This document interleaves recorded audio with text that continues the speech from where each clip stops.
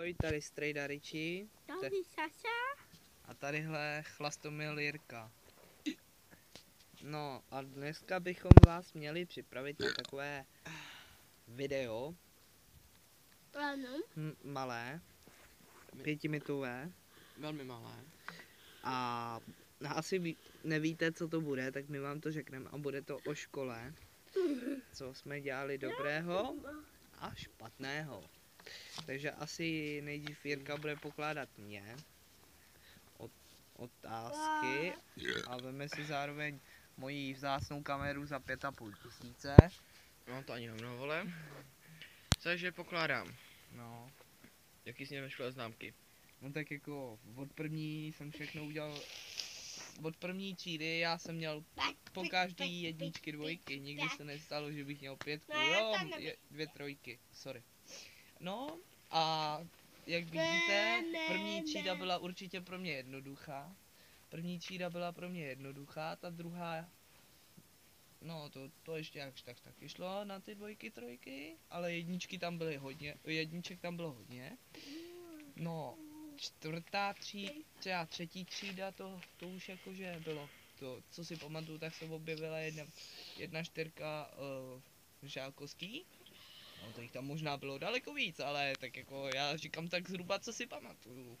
No, třeba v tom slova smyslu, že jsem nepsal úkoly, mrdal jsem na to, bylo mi to jedno. Od čtvrtý třídy jsem prostě vůbec se neučil. Hodil jsem tašku do rohu a šel jsem ven, šel se bavit s kamarádama a tak dále. No, od té 5. třídy už to šlo kapku jakože kapánek hůř, ale jak vidíte, tak jsem to dal, ale jakože tam už se objevila 4 na výzvu, nepopírám.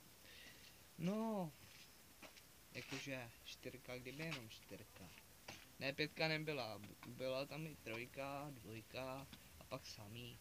No, spíčená 4 měl a bez té 3 taky měl vyznamenání. Měl jsem 3 dvojky na výzvu a 1 3 a 1 4 v 5. třídě, jo.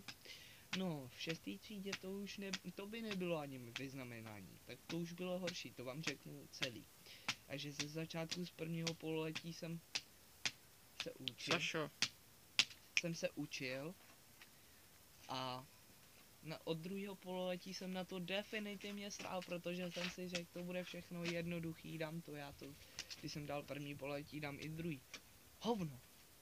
Hovno, neučil jsem se, lituju toho. Ty vole, jsem to všechno pomalu, čeština za 4, matika za 4, fyzika, to tam ještě nebyla. No prostě vím, že jsem měl 2 4. No, 6. třída to radši ani nemluvím. To bych vůbec radši ani nemluvil, protože to je už v prdeli. To už bylo úplně v prdeli. Pod tím pojmem, že naštěstí jsem nerupl. Dělal jsem reparát. No, ale dal jsem ten repet, takže jsem šel do 7, jenže tam už to šlo úplně na píču. Tam jsem to totálně prosral, ani repet jsem neudělal, takže jsem prolít. No, jenom ze 2 předmětů zasraných jsem proletěl. No a potom to šlo úplně do kopru, takže jsem musel dělat znova tu 7, ale 8, 9 jsem zvládl na 3. Jo, v 9 jsem měl 1 4. No, tak jak vidíte, tak základní docházku školní mám, i vzdělání, základní škola a praktická. No, a teďka dělám v jednotě, pracuji jako uklízeč a baví mě ta práce a nechci ji vyměnit. To je můj příběh a teďka začne asi kolega Jirka. No, takže já od první do 3. Jo, do 3. jsem měl samý jedničky, samý. V 3. jsem měl 2 3. Jaké tam 2 dvojky vlastně. Od 4 do 5 jsem měl 2 trojky a jinak samý. A potom to šlo úplně do hajzlu. Od 5 jsem měl 1 4, 6 jsem měl 2 4, což byla matika čeština, na to jsem totálně kašlal, tam mě to vůbec nebavilo.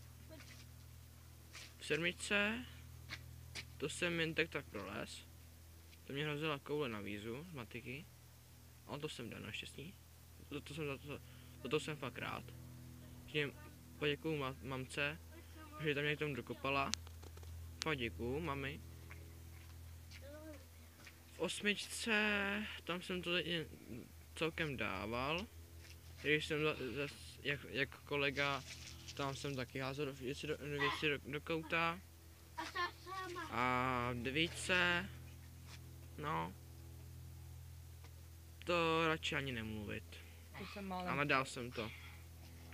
Zase děkuju mamce. Dík mami, že jsi mě komu dokopala. Děkuju moc. No a teď ještě pokládám kolegovi otázku, jaký